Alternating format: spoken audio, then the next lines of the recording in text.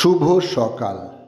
আজ পয়লা চৈত্র 1432, ইংরাজির 16ই মার্চ 2026।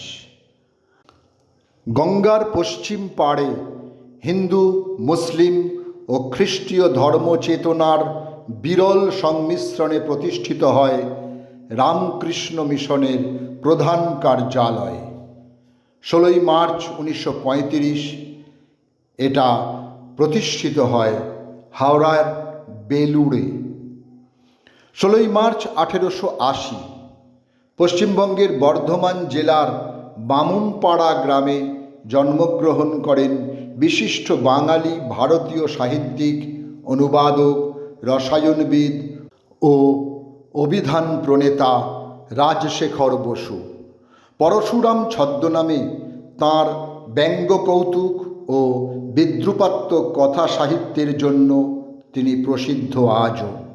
এছাড়াও স্বনামে প্রকাশিত কালিদাসের মেঘদূত, বাল্মীকি রামায়ণের সারানুবাদ, কৃষ্ণদ্বৈপায়ন ব্যাসকৃত মহাভারতের সারানুবাদ, শ্রীমদ্ভগবদ্ গীতা ইত্যাদি ধ্রুপদী ভারতীয় সাহিত্যের অনুবাদগুলির জন্যেও তিনি ব্যাপক জনপ্রিয়তা অর্জন করেন।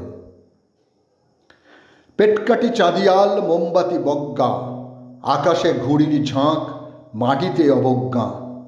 বয়স 12 কি 13, রিক্সা চালাচ্ছে, আকাশে ঘুড়ির ঝাঁক ছেলেটাকে ডাকছে।